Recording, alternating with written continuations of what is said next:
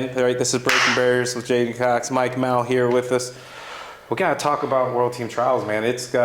So what was your biggest takeaway from World Team Trials, the mini tournaments? Biggest takeaway? I will say this. Overall, I think for how it ended up, right, as far as who won and who's going to Final X, I think this is one of the most interesting and difficult to decide who's going to win. Oh, really? And make the teams as far as, for the world team we've had in a while. Okay. I think you have a good mixture of like young guys, obviously. Dude, that's my biggest takeaway. The youth are coming. Yeah, and they're coming. And now they're coming at all weights. Like yeah. it's not just the lightweights. Yeah, it right. started off like now you got like, and here's the crazy thing: we have some guys that haven't even. Like when I think of heavy, like I'm going to go specifically a heavyweight. Like Drayshawn Ross hasn't even tried. I know on that side. Colby Merrill has a win over a world medalist now, yeah. right? Yeah. So I think the combination of the U.S. Open and the World Team Trials like is showing that the youth is ready and they are hungry. They're coming for them. And it's a good thing though, right? It's a great thing, and I'm excited. Well, if you look at the depth that Russia has built over the last 30 years. Mm-hmm. A big part of it was the old dogs getting pushed by the young bucks. Yep. And that's what we're starting to develop. So I can, and Bender and I talk about this whenever we see each other, 2010, I was up watching, it wasn't pretty, right? Like we, no medals, it was tough. We are in the glory days, so does the golden age, so to speak, of USA Wrestling, and I think a big part of it is the youth coming up, right? Like these, like. And what's crazy about you saying that actually is that we thought we were there just a few years ago. Like I think if you look from 2016, mm-hmm. Even in that we thought we were there, and I think we were there in a way, but sure. Like we weren't. We do that when we talk about death, and this is something because people would talk about death with me before. Mm-hmm.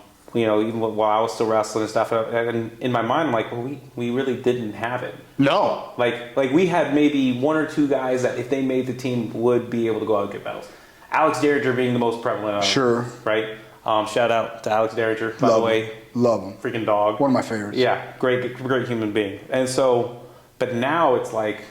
We got 3 dudes. Yeah, like now we got 3 guys. We got guys. Not only that, we have guys that are spaced out enough to where, like age-wise, where it's like, hey, when you're done, this guy's coming. 100%. Right. So, like, you think about it.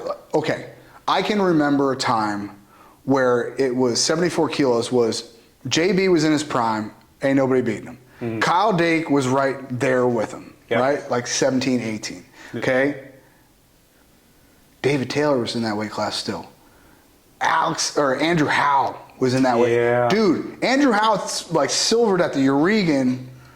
I mean, like that dude's a dog. Yeah. Right? Yeah. Like but that was one weight class. We got that at multiple weight classes right now. For sure. Right? 61 kilo. Jax, sure. 100%. He was a match away from medaling last year. Vito's up at 65, but you get the point. Like we're deep. But now Ben Davino, Marcus Blaze now. Marcus Blaze holds position, is incredible at freestyle wrestling. Now Davino, right? Yeah. Like he showed with victory over Jax at the U.S. Open, and I know he got teched at the Whatever. He showed he can compete. Yeah, he can compete with those guys. Because if we're going to say, hey, Jax is 1 match away, which I think he should have won. I think it was. Yeah, he got screwed. Maybe that's a different podcast. We can talk about that. Got screwed over, in my opinion. But if he's showing that if I can be with a guy who's medaling, right? He's right there too. He is right there with those cats. And then you got, who knows if JB's coming back 79. Chance. I'll take Chance in a World Championships. Yeah. That dude can wrestle. Yeah. You give him a couple tournaments a year where he doesn't have to wrestle a college season, bro. And he looked good at those. He's freaking good. Yeah. He's real good. He's also going to be one of my coaches for the U17s. Is that right? Yeah, he's one of my assigned coaches. He's awesome, dude. So Chance was actually living at since I live in, but he was staying with me because for camps when we were doing the camps at the OTC, so he'd come and stay at my house and stuff. Yeah. And we chill out, stay up late, talk and whatnot. Great guy, has a really good wrestling mind, and he has a great wrestling mind. And you can just he evolves. Like he's one of those guys that's just like every time you see him. Because I think I was talking with some of my athletes at the EAP program at the OTC about him and stuff. He's like, like JB was beating him up every time. I'm like, yeah, but it was night and day difference, right? And don't get me wrong, I understand people would be like, well, JB was getting older. Like, no. Chance made changes to come and get JB. Let me ask you this: as the developmental coach for USA Wrestling, in your estimation, what percentage of athletes after college develop in a positive way? Because it's tougher. Yeah. You don't have a structured schedule. You don't have anybody really look, NCAA coaches have to worry about winning NCAA matches. They don't care. Well, remind me this. What was the year that RTC started? 2009. 2009. Okay. So I think that obviously the development has shot up immensely. But I also think too, it's not just happening post college. It's happening before, right? Okay. Like we're seeing it in the U20s, the U17 guys. Yes. I mean, and I think of a few like Chance Mosteller, his program alone is developing guys. Absolutely. You think about a KD. Yes. The James, PJ Dukes. Holy smokes. Right. Like, and he's got a lot of hammers. I think Angel Cejudo is also doing a great job. And there's you're missing a lot of coaches. There's a million. A lot of people, but wrestling as a whole, right, is growing, and now. I think what's even better is that we have stepping stones for past college of how to do it. And now you look everywhere where everyone's at, right? And I've kind of talked about this with Greco because Greco's like, what do we need to do? I'm like, bro, you got to bring people, you got to have people to guide because you got KJ in Michigan, you got, even from a coaching standpoint, you got Brett Metcalf over here, you got Carr Sr., right? Still coaching his son in that program out there.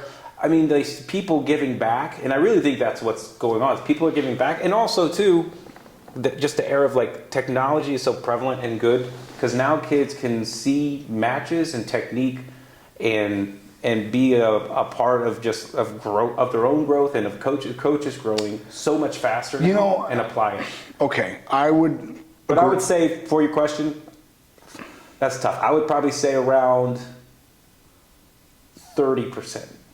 That's fair. 30%. That's fair. Develop a lot after college. And it's probably attributed to, like I said, lack of structure, right? These kids have been going, since they're 15, 16 years old, they've had a structure. I go to class, I go to practice, I lift on this day.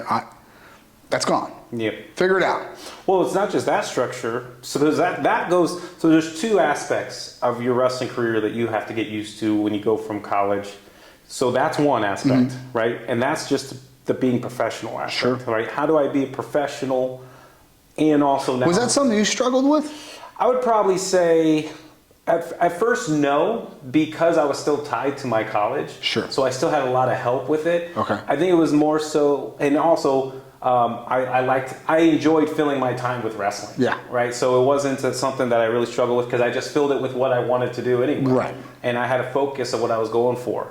And I think too, I was kind of here's another thing. When I started internationally, you got to remember, I was coming back to college. So I wasn't out of the college picture yet when I made the team. Okay. So I think also having that, there were still aspects of structure going through through the summers and stuff like that. Okay. That I still had tying me down. Sure. Right?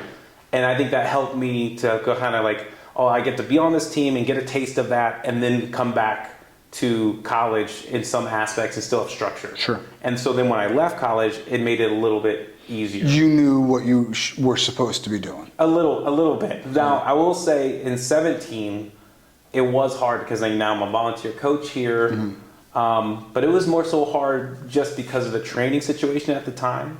Like if Mizzou were where it is today on the RTC side, coaching side, I probably never would have left Missouri. Sure. But it wasn't there. I think at the time it was just, RTC-wise, it was just me and Alan Waters. Okay. And I'm like, Alan, you're 125 pounds. I can't go with you. That's not helping much. And so I had to move on. And then, KJ and Bill called me and were like, hey, we want you to come out to OTC. and they really helped me to understand, all right, what do I need to do to make the jump from going from a bronze to a gold? But then there's the other aspect though that we got to talk about with athletes, right? Whereas we're talking about that's professional. Well, now you got to get used to also just the sport side of it, where you're used to banger after banger after banger, going again and again and again. You're in Ohio State this week, or in Michigan this week, or at Penn State this week, Brutal. and it's time and time again. But now you're only competing maybe 3 or 4 times out of the year, right? So you have to learn how to taper. You have to learn how to train correctly for that, how to prepare your body to go out and wrestle these guys, right? And at first it's cool because you get done with the college season and then you bounce to another tournament, which is the U.S. Open or World Team Trials, and then so it's like normal for you. And that's why you're ready to go. Yeah. But then once you go past that and you don't have that season no more, right? I didn't now think you have to about learn that. to adjust. Why don't I can see guys like JB and David when he was still competing. I can see them not wanting to wrestle every weekend. Yeah. They're getting older. Hayes in the barn. Like I get it. Why don't these younger cats go on tours more often? Like this is the structure they've been accustomed to that has made them successful at what they do since they were 8 years old. Mm-hmm. They wrestle. It doesn't. Why? If it ain't broke.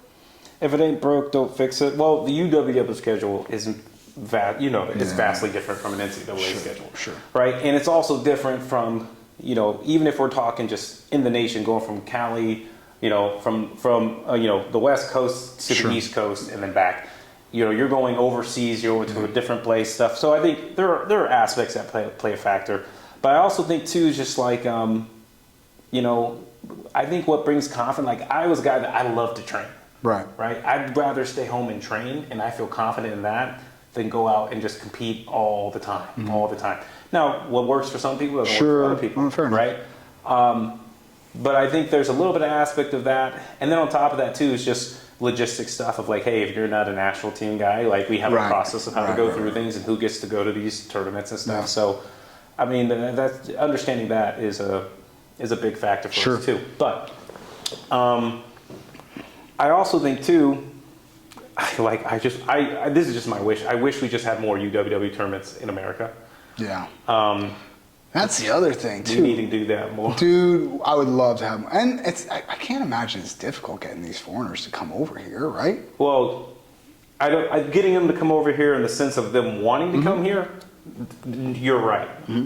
Getting them to come over here in the sense of are they allowed? Yeah, are they allowed to be here?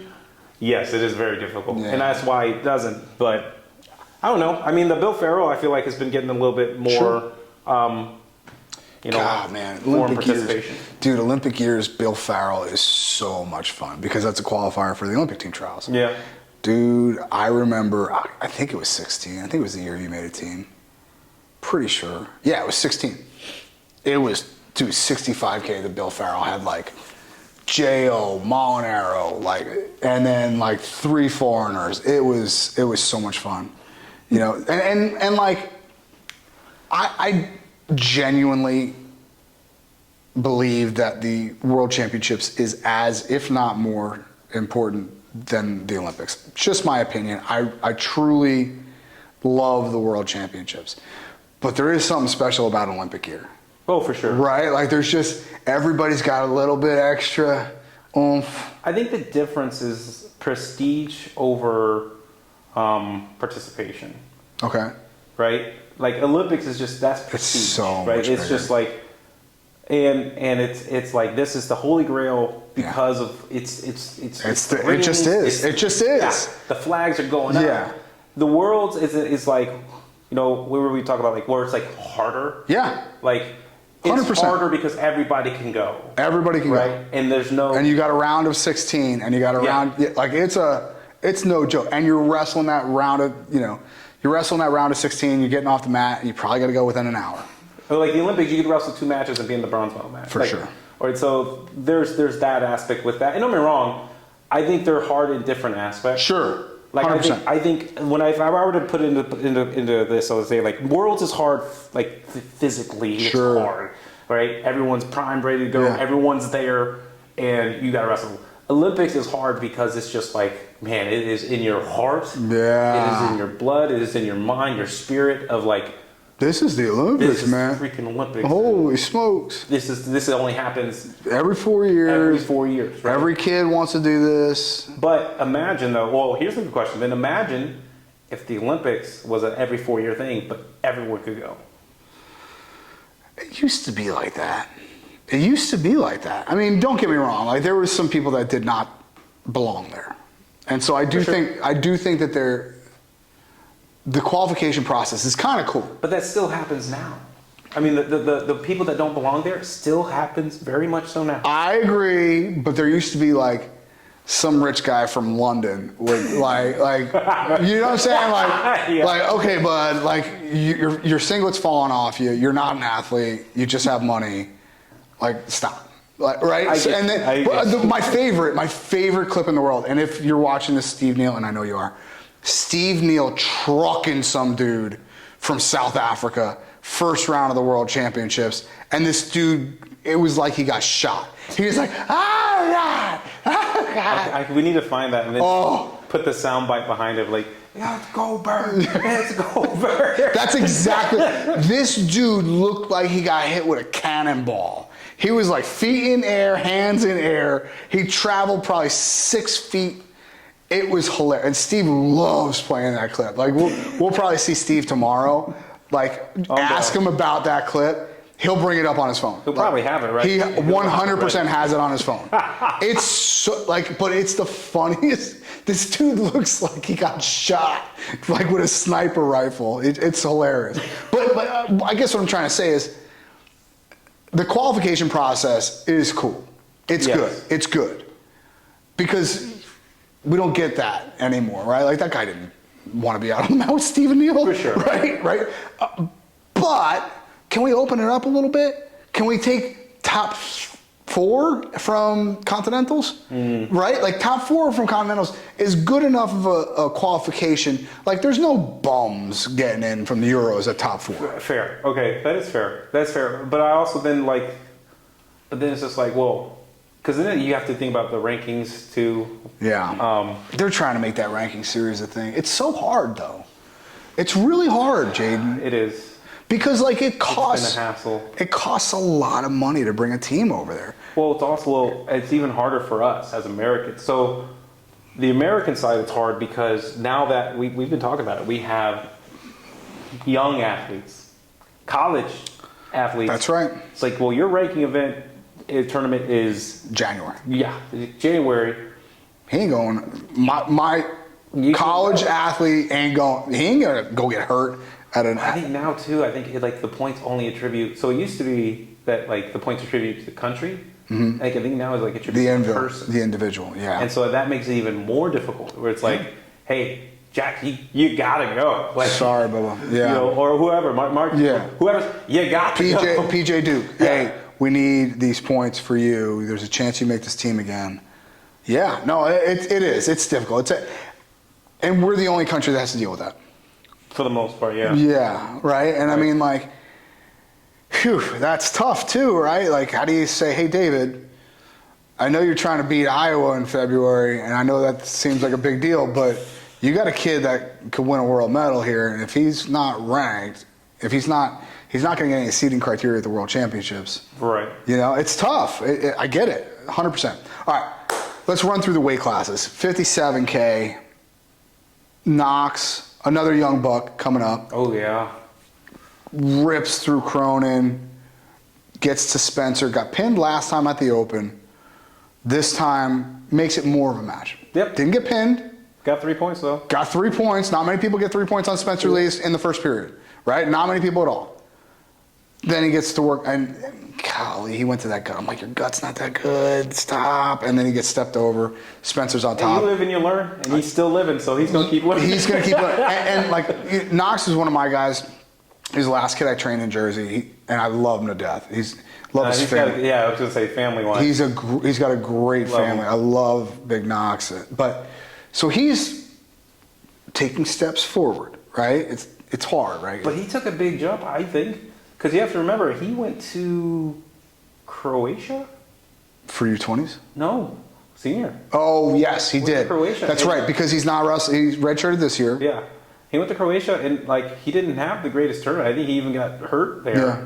So to go from that and that experience and the next couple months to, Competing with Spencer. Right. And go to the World Team Trials, make the finals and compete with Spencer. I think that that's a huge jump. Yeah. And I also just knowing him and his dad, talking with him, like, they want more. Right? Oh, yeah. They're hungry for more. But you gotta. He truly believes he can beat him. Yeah. Like, in 100%. And whether he can or can't doesn't matter. Yeah. Because he believes, right? So that was super cool to watch. Now, again, young bucks, right? 61. Well, I mean, Jax. I mean, so I talked to Roper after Jax lost to Davino at the Open.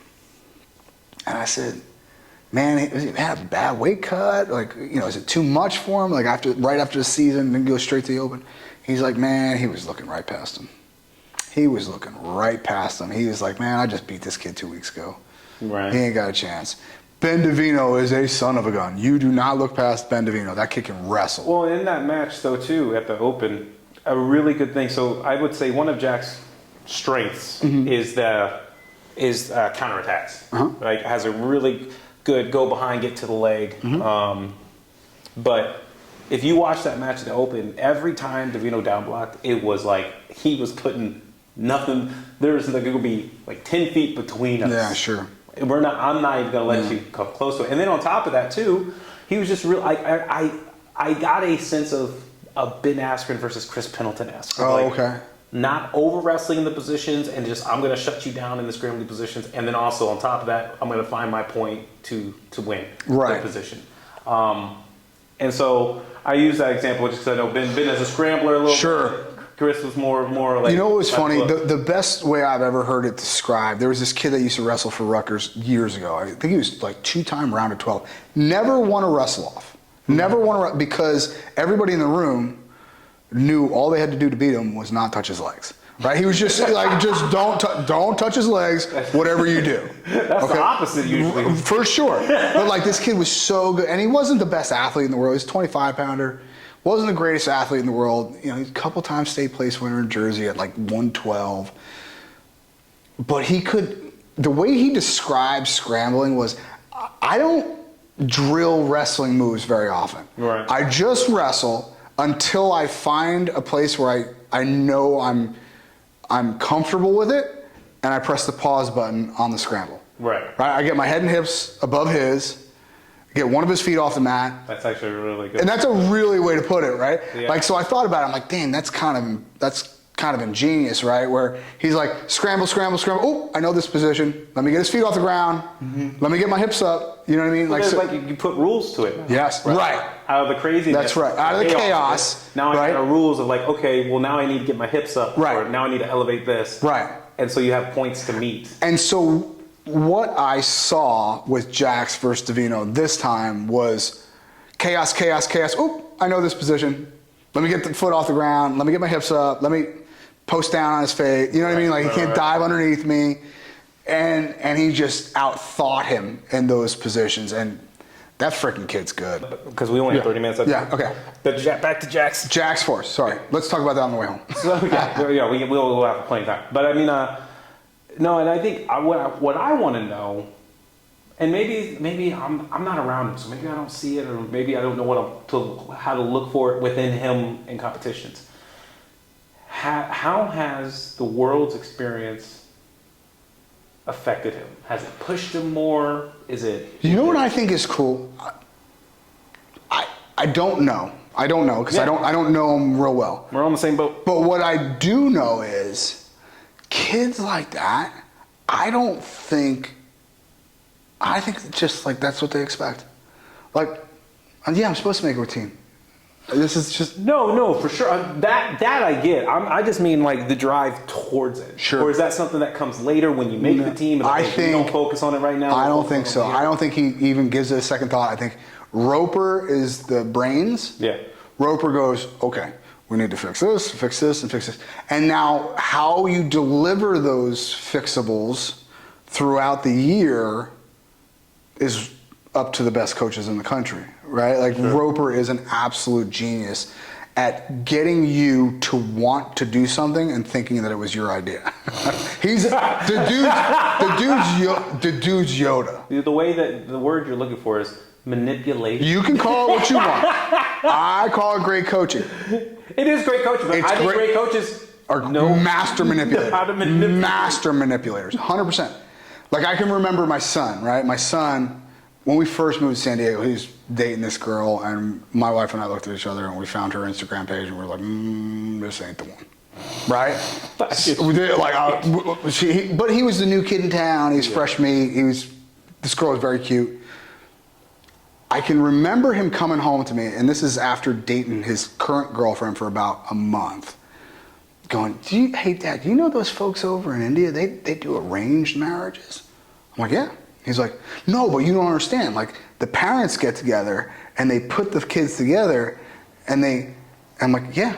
He's like, but the kids don't have a choice. I'm like, mm-hmm. He's like, that's messed up, right? I'm like, the fuck you think I did with you? I put you in the same room as that little girl for 6 months. Right. Now you're dating. He's like, wait a second. Master manipulator. Yeah. Right? I mean, so... Hey, it's one of those things. Hate the player, not the game. That's right. Right? 100%. Or hate the game, not the player. Whichever way. You know what you mean. I know you know All what I mean. You know what I mean. So 65? No, 70. 70. So who won the Open at 65? Wait, we're at 60. No, we're at 65. Right, but who won the Open? Because Real is sitting in the final. It was Bo Bassett. Bo Bassett. Oh, boy. You can't sit here and tell me you're forgetting. Oh, my goodness. Oh, my goodness. Bo Bassett versus Real Woods. Because remember, we talked about it there where it's like, this is not just because of what other guys were doing, right? Because Bo Bassett is great. He is. But just because of what the Jax and the PJ Dukes were doing. Right, he got outshadowed. Yeah. Right. And then the Marcus Blazes were doing their freshman year. Sure. NCAA. Like, there was just a lot of things going on at the time. People forgot that Bo. I don't know if they forgot, but it's just like, hey, we're going to put you on the back burner. You're on the shelf for right now. Dude. There's a lot to watch That's right now. Bad dude. It's a bad dude. It's a great matchup. It's a great matchup for him. If he gets his hands on Real and doesn't give him space, Real's going to have a long 2 matches, bud. But it's going to be interesting. So the thing I've learned about Real is that, and this is obviously he went to Michigan after I'd left, but I got to come back, and just his personality. Oh, he's even awesome. with things like we played spike ball, right? Like he's coming back. Like it doesn't. He doesn't get rocked, and so I think this is going to be a really good test for Bo, and I think obviously this is a great test for Real. Yes, because you just won a bronze, right? And now you got another. Yeah, this young buck coming up. Yeah, that's looking to take your spot. Yeah, and he's still a teenager, and he don't give a rip. Well, here's the thing though. If we're talking about all the old heads, Real is not. No, he's not old on that old side either. For sure. So he's still young. Yeah. In age and in his career as well. So I think that this is a really good test for him overall. Sure. Going into that final X against Bo Bassett. Yeah. I think that, Bo looked really good. I mean, obviously, too, here's a good question from the Open, though. Because Joey McKenna did get hurt early on. How do you see that match playing out? Or is it any different? The what ifs, right. Well, I know it's a what if, but is it at least... I think Joey's really savvy, man. Yeah. I think Joey's really savvy, and I think he can. And do you know, I'm asking this question not to take away the last thing I would ever do. Yeah, it's take away from Bo. 100%. It's just I like what ifs. Maybe we should have saved this for the what if section. We do have a what if section because I still got one that you mentioned to me about a month ago on the phone that I'm so curious about. What happens if Joey McKenna's healthy when he wrestles Bo Bassett? Is it going to be a different match? Sure. I don't know that. I think right now, Bo is on this trajectory. He sees his buddy Jax make a team. He sees PJ Duke, who's a peer, make a team. He sees Marcus Blaze right in the mix with these guys. He's going, yeah, I'm supposed to make a team. Right. As a teenager. No, yeah. I know that these guys were my idols growing up. Don't care.